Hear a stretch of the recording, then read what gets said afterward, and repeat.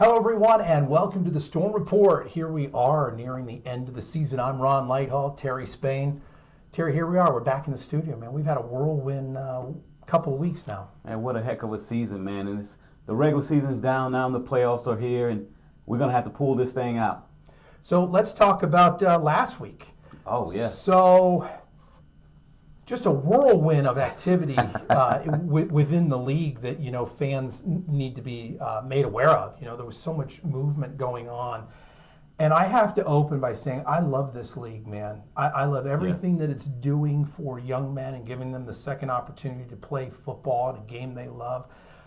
But more than anything, I like the fan-centric mentality that this league has. They know that they're nothing without the fans. Yeah, and I think a lot of people need to adopt that. One of the things, they started early, even in Orlando was the recipient of it when they had that overtime rule, and the fans were like, that's it? This is how the game is going to end? And then the following week, the rule changed. So, and I like you mentioned before, every time I've interviewed a lot of these players, they always talk about that second chance that they're getting. They want to get to the next level.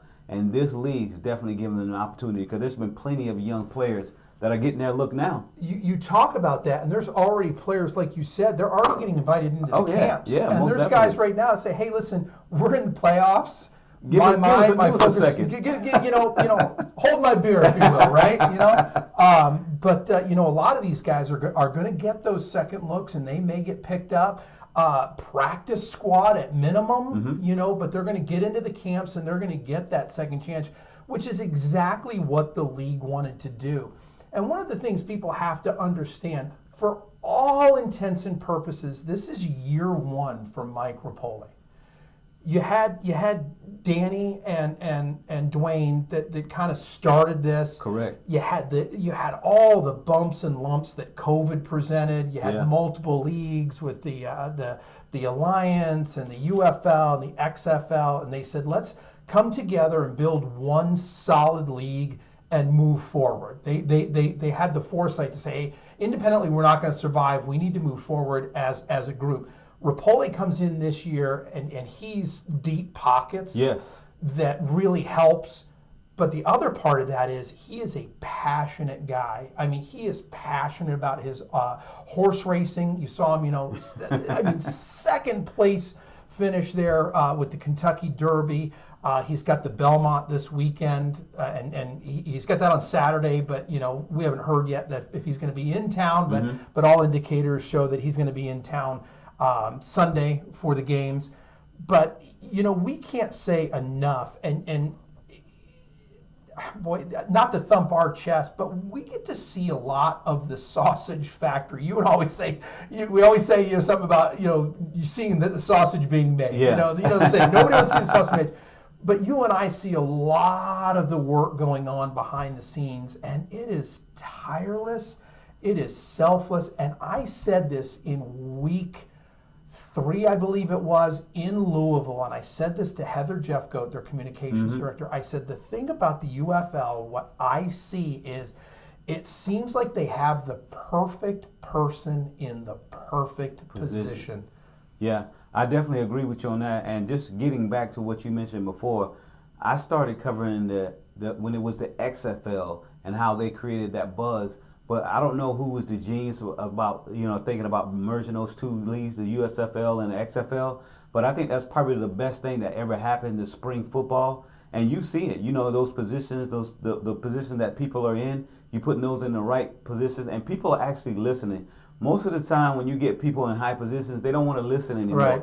One of the things I do like about Mike Rapoli is that he was on the sidelines with you and I, and we were just chatting it up, talking about just life and things like that, and then football. So he's got that ear. He listens, and if he don't listen, the person who's his assistant, Eric they're writing things down and they're making sure that things happen. So I like that. And I got to tell you, I've been back and forth with Eric, his personal assistant, yes, you have. And Eric's making a lot of this happen for our local fans. No great billionaire is anything without good assistance, and I tell you, Eric is fantastic. I mean, somebody just like me, kind of a casual fan that came in, you and I worked together, you said, hey, let's do this.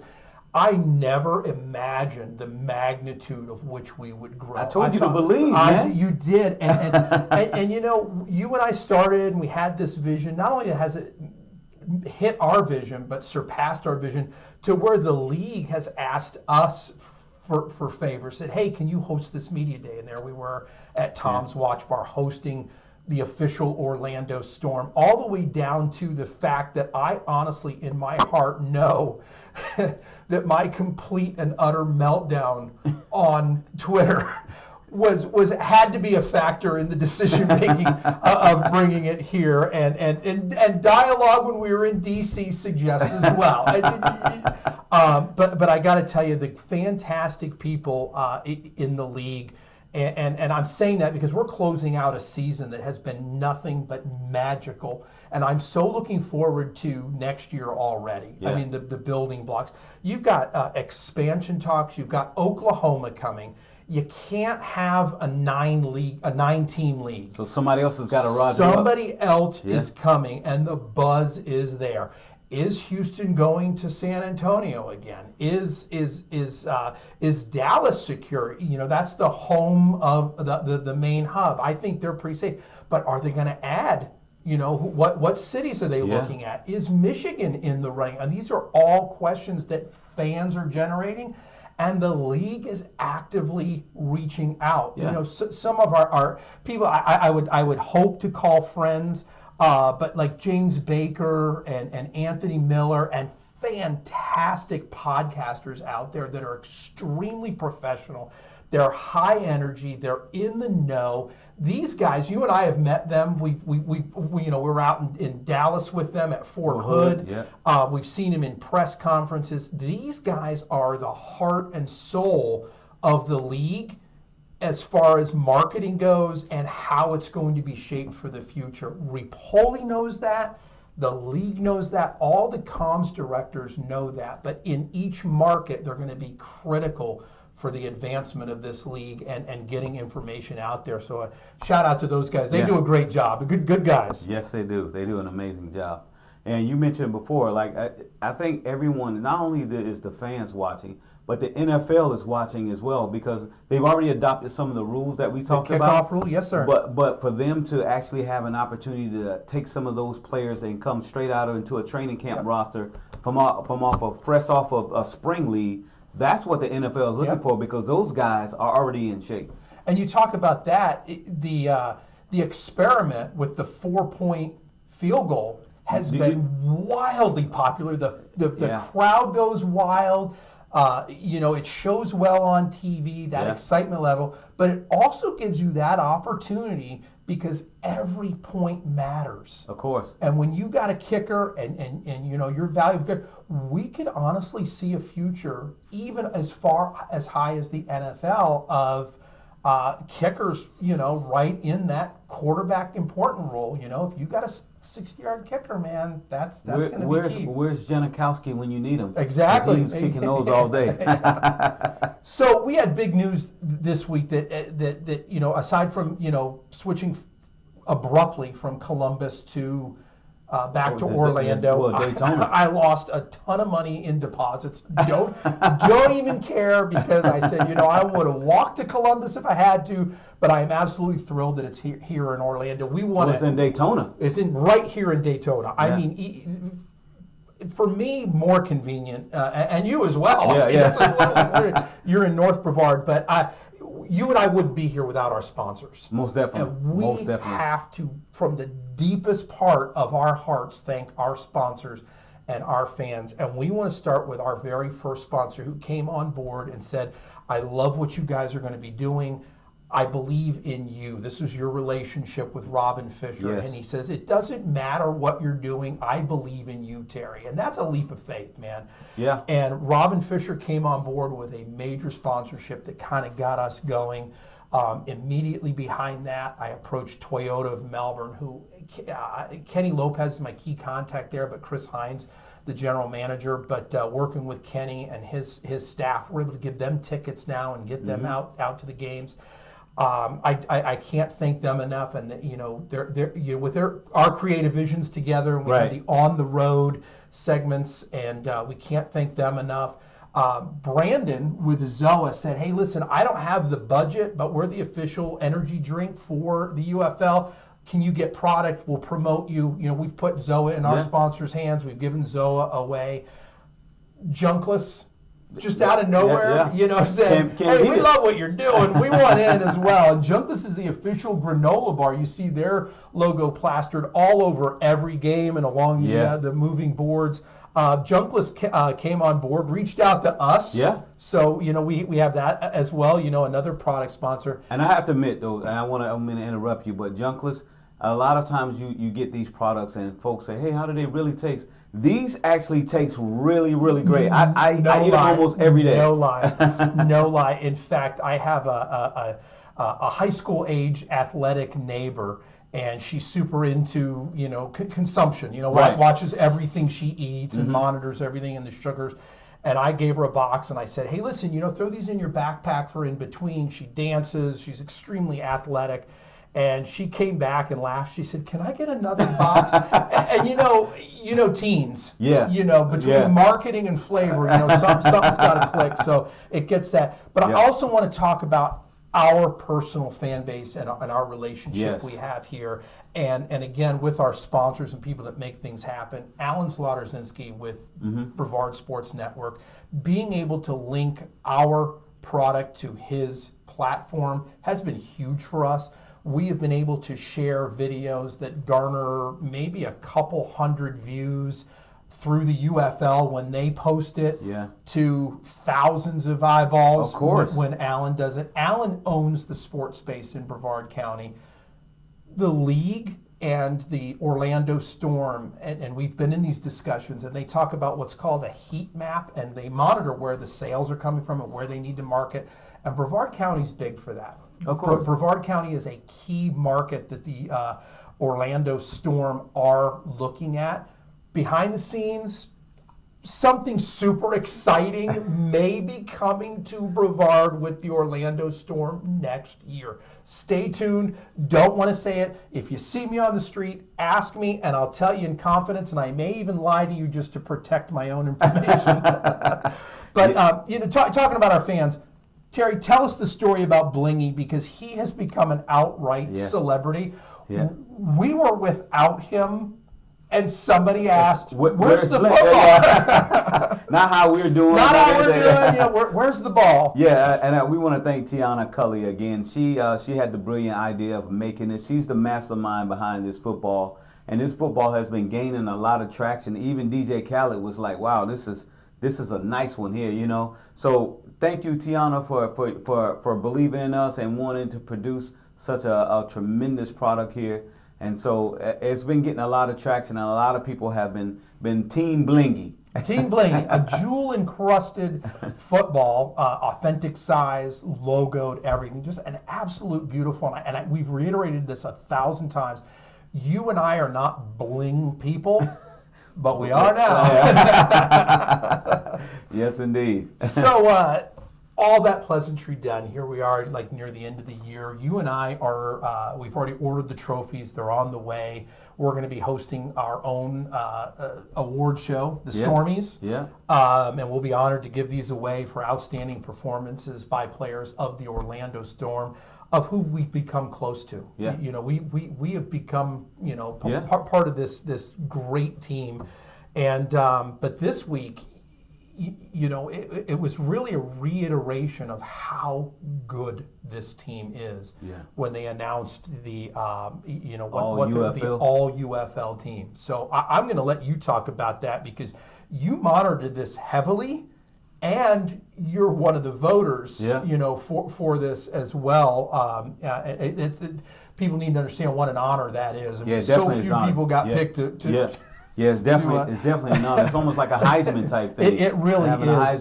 It really is. And you know, you were honored. And Terry, I'm going to tell you what an honor it's been working with you this year. Likewise. Your professionalism, your vision, and it has far surpassed anything I could have imagined. So I'm going to thank you. You and I, when we're on the road, I am having the time of my life. And you and I have already said, you know, there's more to come, man. Yeah, We're moving on. There are a few things coming. After the UFO, after the big United Bowl, you and I aren't parting ways, man. This is a relationship now. This is a professional relationship, and we're going to be bringing some really, really, really cool stuff to the Space Coast and. With high school football, the Jacksonville Jaguars, and I'm all in, man. I'm all in, man. I'm all in. But getting back to the UFL and the All-UFL team, these guys are really being honored for their on the field play. Mm-hmm. But aside from that, every time you come in contact with these guys, they're phenomenal young men. I mean, these guys are fantastic. So go ahead and tell us about, however you want to start here, and then we'll talk about these players. But I'm going to ask you to skip the first one because we want to come back. We want to come back. So we'll start with We'll let you go that order, but let's just leave him for last. We have so many great stories. We'll start with Chris Rowland. I had an opportunity to interview this young man in Fort Hood, and I knew even before I interviewed him, he was real special. He's not a big guy, but he makes up for it in heart, and you can't teach that. And it didn't go unnoticed because he's been selected for 2 positions in the All-UFL team, and one of them is that wide receiver. And special teams was the other one, but he gives 100%. And any NFL exec that is watching this, they need to take I'm really a fan of what Coach Beck talked about his team and saying that a lot of our players should be on NFL rosters. This young man should be on an NFL roster because he does a lot of things. He's not a one-trick pony. He can make up on special teams. He's a wide receiver. But most importantly, he's not a nuisance off the field. Absolutely He is definitely going to be one of these ones that's going to give it his all, and he studies the game. He appreciates the game. So what a tremendous job, and congratulations to Chris Rowland on being selected as wide receiver in the All-UFL team. One of the things about, one of the dynamics, if you go to an NFL combine, they do the wingspan, the height, and the jump. Yeah. If they could measure the heart of a person and that smile, I mean, Chris is just a guy, even in the press conferences, he is a guy whose charm, and he's just an absolute, a pleasant guy to be around. I mean, he is a team guy. Yeah. He is not a guy who's going to become a cancer in a locker room. He is a guy that could become the face of any franchise. He's a guy you want to get out in your community to sell tickets. Yeah, he's definitely that type of guy. And so I'm really excited and I'm happy for him. And I want him to continue to grow wherever he may go in the NFL or stay in the UFL. You got yourself a good player, whoever decides to get him. So we'll move right along. The Orlando Storm's offensive line has been one of the staples for this team. We call them the big heavies up front. And those guys don't mind. And we've had an opportunity to interview 2 of the linemen. They didn't get selected for the All-UFL team, but this is a team award. I know it's recognized individuals, but Michael Gonzalez, he's been an anchor for the offensive line, and he's done a tremendous job in keeping that offensive line and keeping the quarterback upright. And I know we're going to talk about him later, but I'll tell you what, that quarterback relationship with your offensive lineman is key. And he's one of the ones that are definitely keeping the quarterback upright. Yeah, and another one, after the games and stuff, Michael Gonzalez, he's so humble. I mean, he is just a giant beast of a man. And he's just so humble. He is so kind. And it's funny because these guys are literally like gladiators, for 60 minutes, in between, and it's game time. After and before, he's just like the nicest guy, handshakes, hugs, and another guy who is a student of the game. I mean, he is constantly bettering himself, on his repetitions. And that's one of the things that Beck has said about these guys, is these guys are constantly looking to get better. This league is not for them just to play for the sake of playing. These guys are playing, almost in an auditionary role. They're auditioning for that next level. Yeah, and it's going to be real tough for Coach Beck because he's produced some great players, and a lot of these guys are probably not going to be on the roster next year. But one of the things I appreciate from Coach Beck is that he does a tremendous job with scouting. And he mentioned that he knows football. He's a first-round draft pick. He does a lot of stuff. And for him to hand select these players goes to show you the type of coach he is. But he's been producing a lot of good players, not only just on offense, but on defense. And he just got a big dog that has been selected for All-UFL Team, and Isaiah Buggs. I interviewed this young man recently, too. That name has reverberated since his days in college, and I'm sure in his hometown since high school. But, Isaiah is one of those guys going all the way back to his college career. Like, this guy's going somewhere. Yeah, he's an Alabama guy. He's originally from Louisiana, but he's a big Alabama guy, and he has done a tremendous job. He's that anchor. He did not play in that game at Fort Hood. And it kind of showed that he didn't play because they didn't have that big pass rusher up front.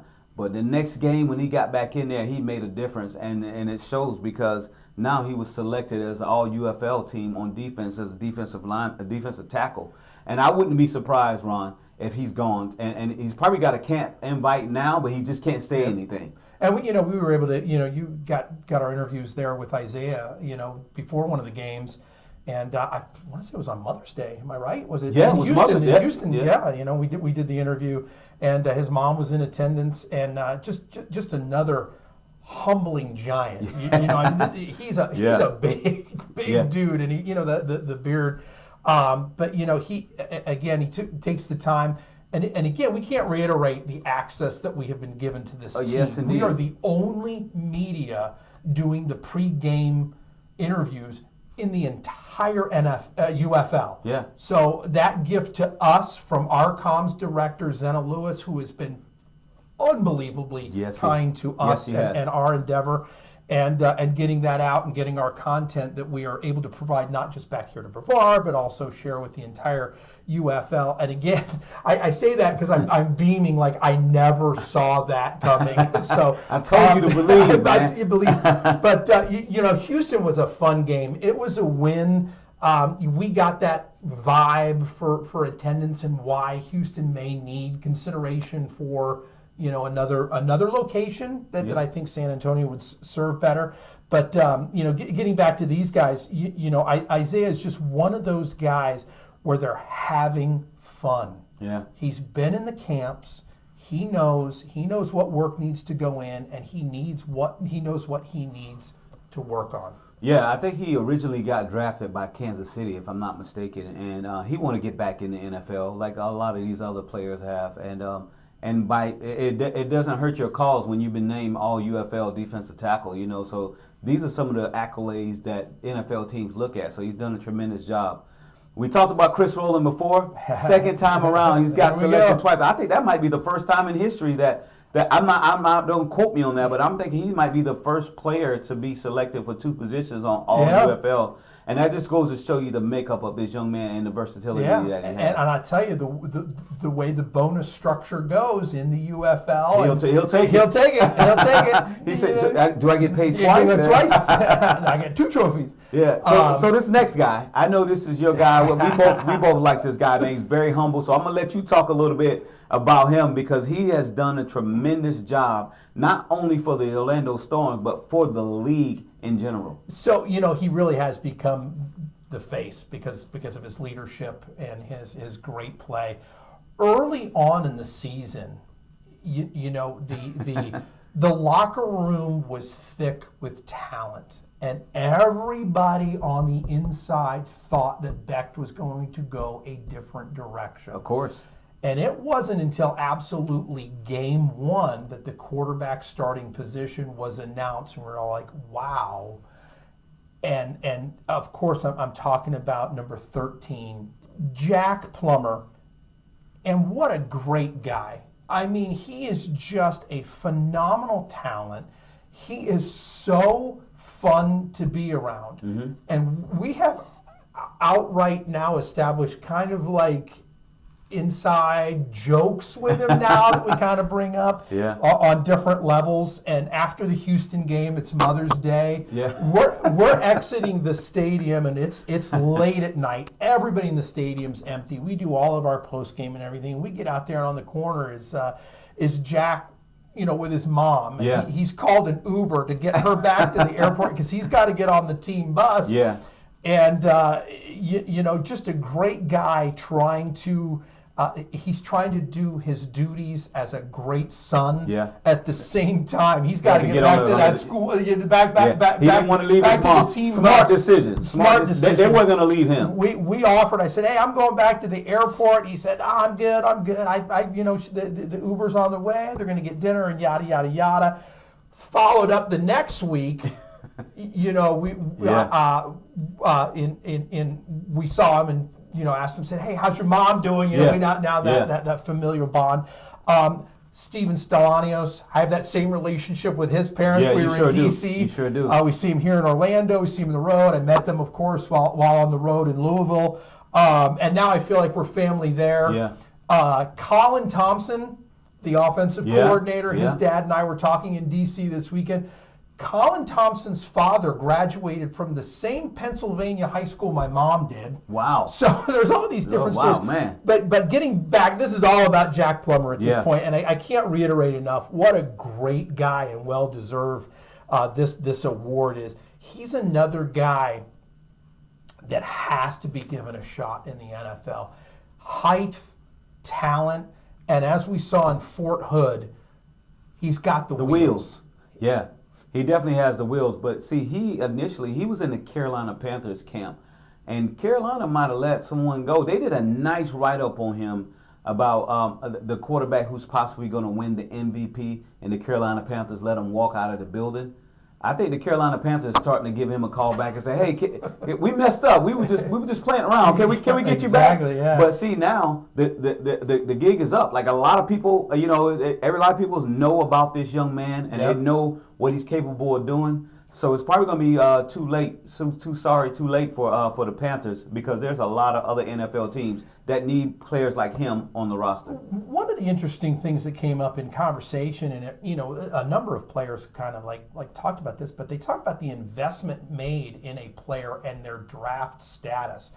So regardless of talent, you're automatically going to get that bump that, hey, we invested in this guy, we're going to give him a shot, regardless of how much more talented you are than them. So there is that little bit of a uphill battle created for these guys. But you don't throw up 2,188 yards in a season up against potential NFL talent. Yes. With some of the best defensive backs, some of the best defensive lines coming at you, some of the best defensive coordinators slinging mud at you. And he has done that. But let's talk about his interception rate. Only threw one. Yeah. And that was a shocker. I mean, that was tough, on a tip. It's like not his interception. Yeah, it wasn't him. Not him. You can't blame him for that. 195 completions on 300 attempts, 17 touchdown passes, and 1 interception. Yeah, one of the things that Coach Beck talked about when he mentioned Jack is him seeing the field. And when you're in that rhythm and you can see the field, then it's almost like a 3-point shooter that can't miss. It's the basket is this big. Right. And he's in that zone right now. And I don't want to jinx him or anything, but he's in that zone right now where he can't miss at all. Right. And this is a driving factor for going into the UFL championship if they make it. Throwing apples in a trash can, man. Yeah. He's in a zone, man. He's seeing the field. He's reading the defenses. If he doesn't like something, he'll tuck the ball and run. And we've already seen that. He's got the wheels. He surprised himself. But the great thing about that is he knows now that, hey, I am capable of running, and I have blockers. That was a key thing. Blockers that was willing to block for him to make sure that he scores that touchdown. One of the other things, too, is he is one of the quarterbacks that has his emotions in check. Yes. So critical when you see these young men and you're on the sidelines and you see a lot of the other teams. we'll come back to Austin Reed. I mean, he just exploded onto the scene, and they completely revamped their quarterback positions, and they let Perez go, and they built around Reed. And then you started to see this like slow decline. Still a talented guy. Yeah, he's very talented. He was on the Bears roster last year. Still NFL level talent. But when you watch and the incredible access that the UFL has on the sideline, you never see Jack get taken out of his personality channel. Jack Plummer is even keeled, locked in, mission oriented, and it's all about the end result. And that's what you see in this young man.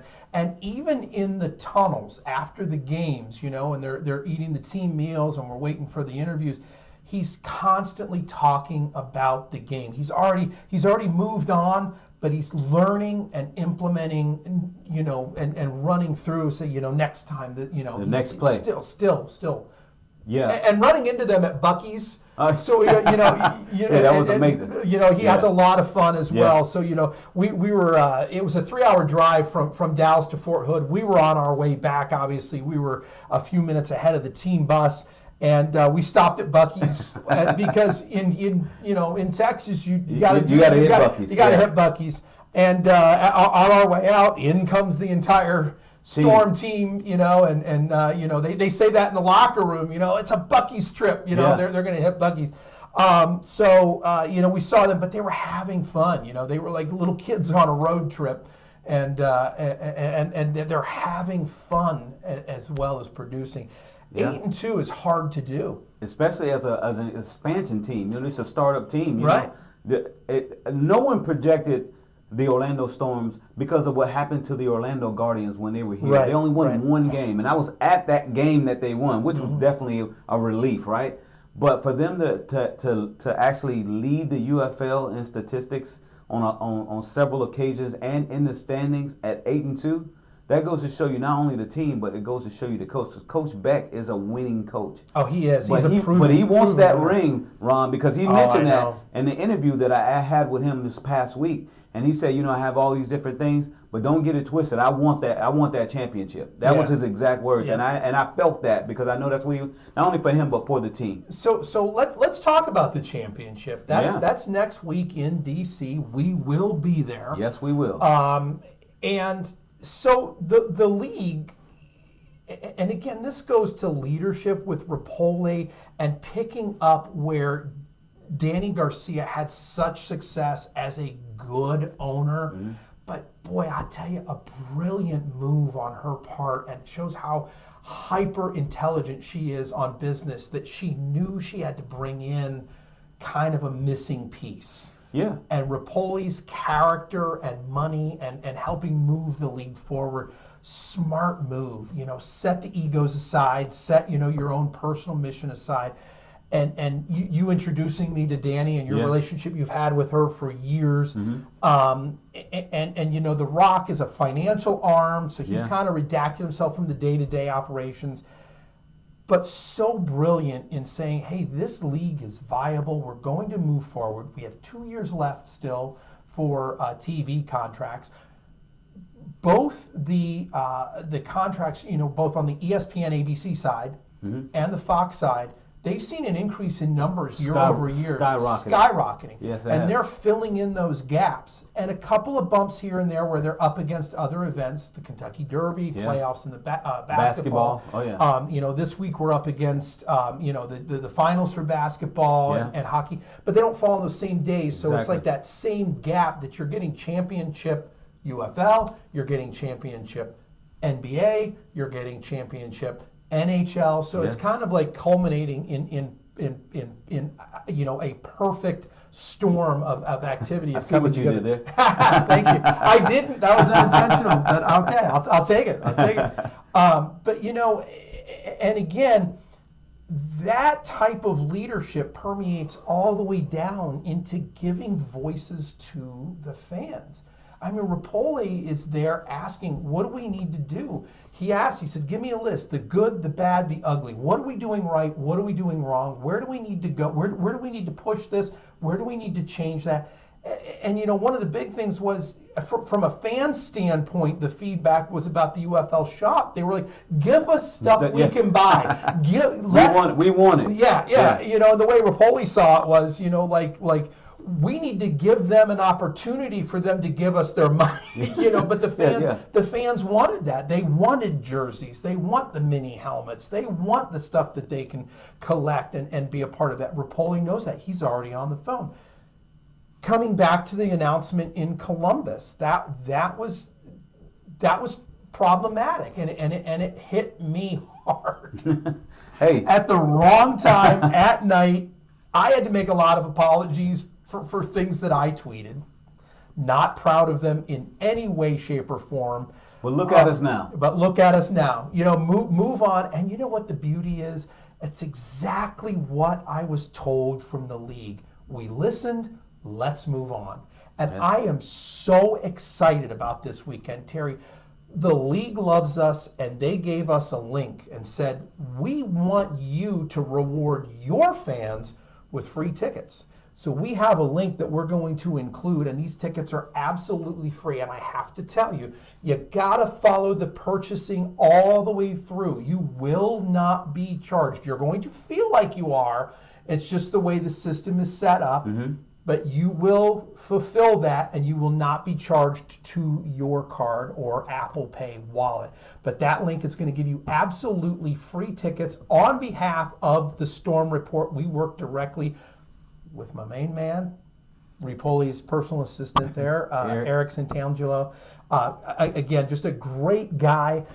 I throw little marketing ideas as I sit, because I'm a marketing guy. I'm like, you know what we need to do? You know what we need to do? Just fantastic opportunity for us here at the Storm Report to gift everybody in our friends, our family, our viewers, our fans, everybody at Brevard Sports Network. Use that link. You're going free. Yeah. It's an hour and a half up. It's going to be unbelievable. It's a televised event. They're rolling out all the carpets. They sure are. It's a fantastic venue, and this is what I pleaded. This venue is great. You'll see those links there. But yeah, I mean, I can't echo that anymore, because we talked about how the top leadership listens to the fans, and a lot of fans were not happy, and I'm glad that we're here. I'm glad that we're going to be playing there. And one of the things that we have to take in consideration, we talked about before, getting back to the Orlando Storms playing against the DC Defenders. They have played and beaten this team twice already. Yes. So what do you think, in the playoffs, that the Orlando Storm must clean up from the last two games in order for them to be victorious and march up to the United Bowl? I think that Orlando, and they haven't done this all year, but Orlando has to come out and establish the game in the first half. They cannot rely on that second half surge. Yes. They have to establish a decent lead at the beginning, and they have to control all facets of the game. Fundamentals, right? But the other thing is, DC is a good team, but they're down their quarterback. They were a team that built around the talents of Jordan Ta'amu, and he went down with an injury, and that's very tough. Yeah, it's at a tough time, and he was the MVP of the championship last year. But aside from that, there are 49 other extremely talented young men on that Defenders team. They're a scary team. This game scares me. Yeah. I mean, I'm not going into this with any type of bravado. When we were in DC, that game didn't matter.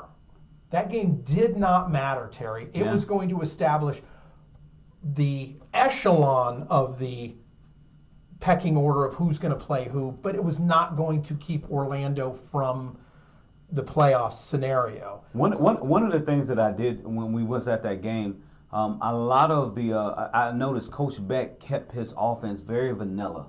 He didn't want to break out the new stuff, because I'm not going to be surprised if there's a few trick plays that it's going to be in this particular game because no one's expecting it. It's a new field for Right. both teams, Right. even though it's a home game for the Orlando Storm.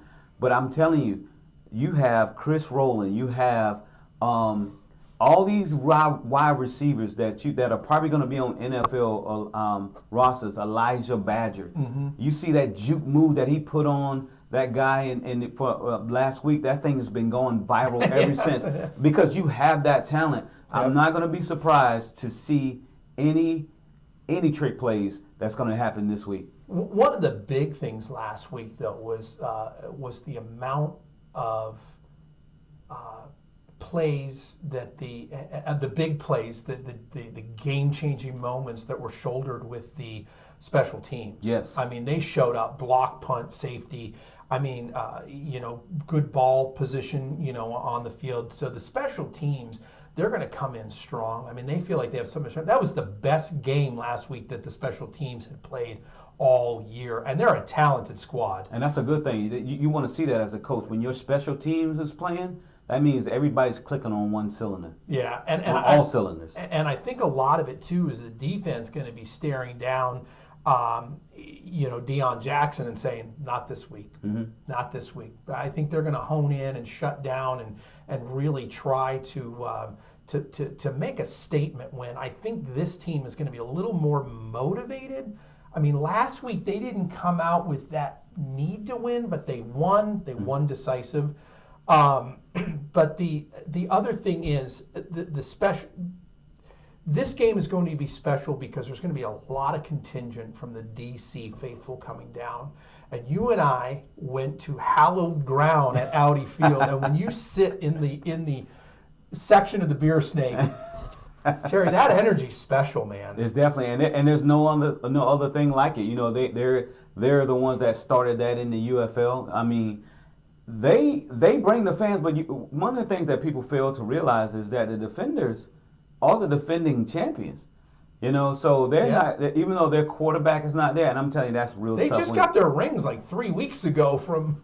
Yeah, but the Orlando Storms are aware of that, Yeah. and I don't think they're going to take this team lightly, even though they've beaten them twice. I like what Coach Beck says that hey, this is the first game that we're playing against them, even though we've beaten them twice. We're coming up on our final minutes here, but let's talk about how the league has changed the championship game.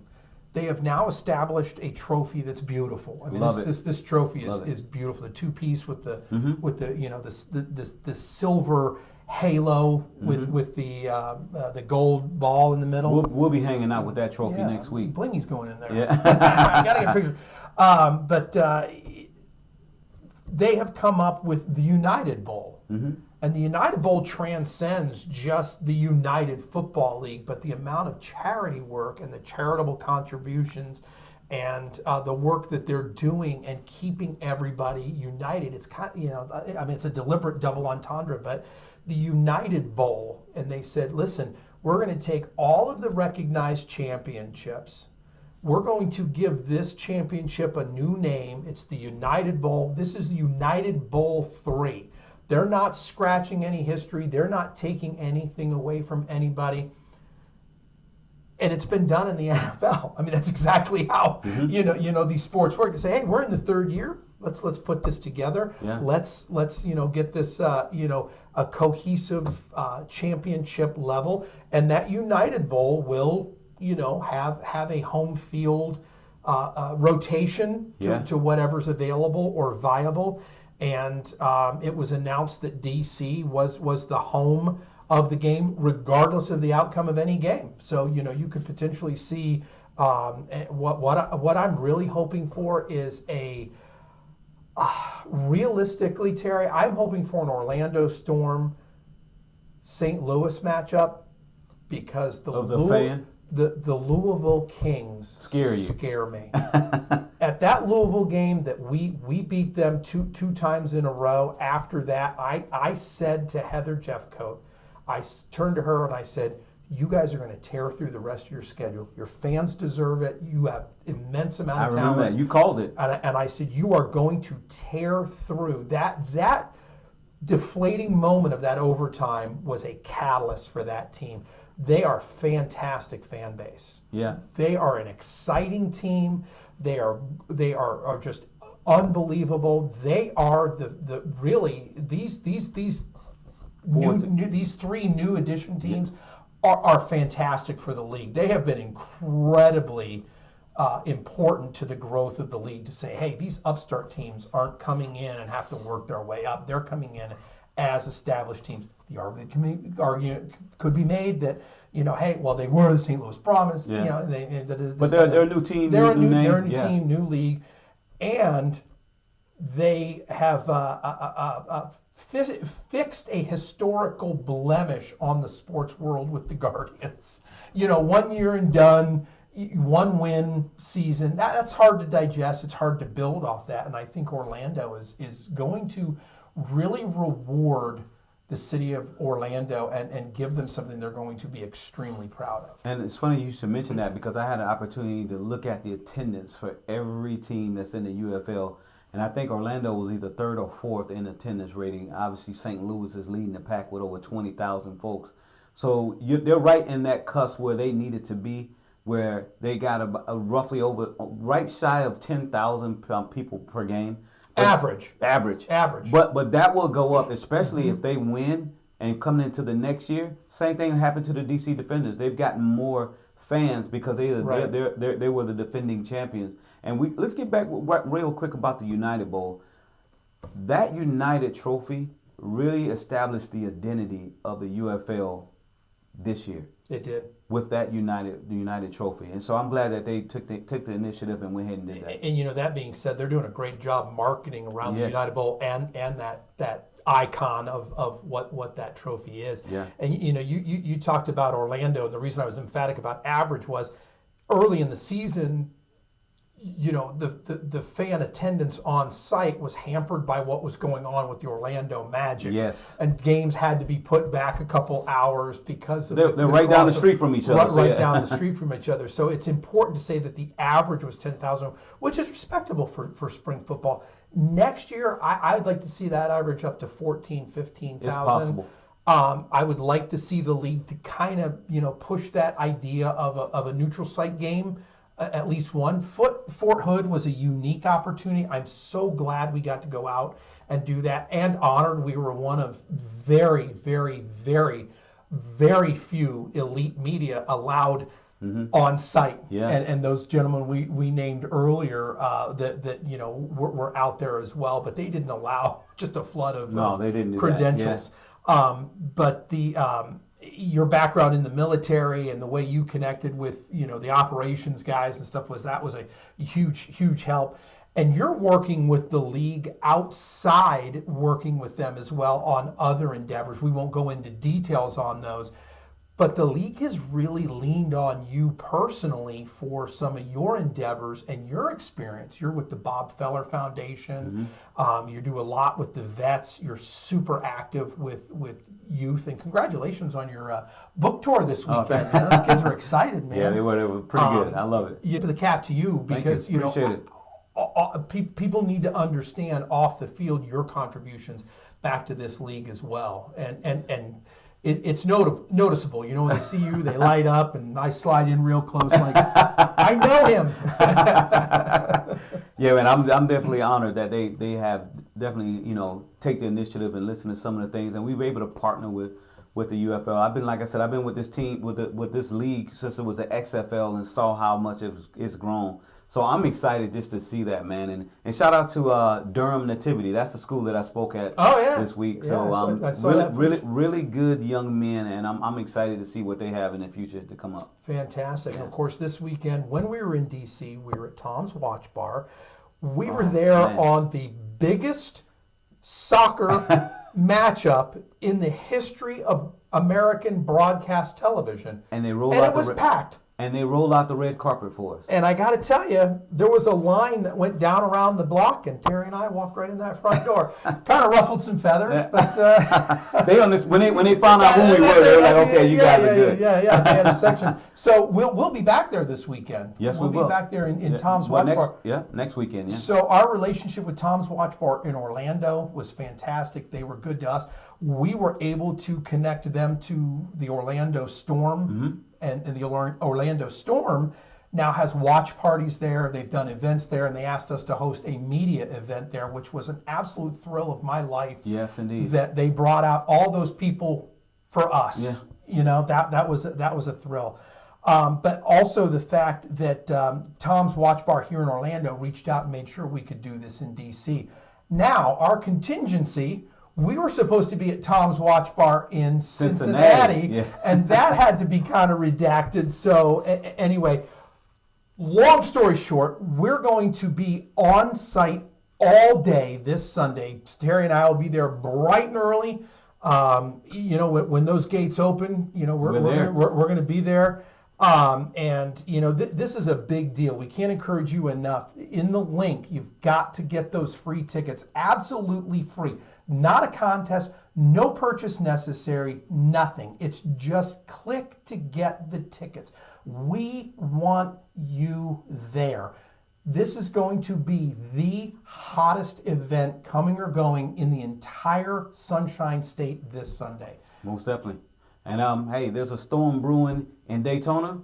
Make sure you're there to catch the wave. I'm Ron Lighthall. I'm Terry Spain. For the Storm Report, thanks for joining us.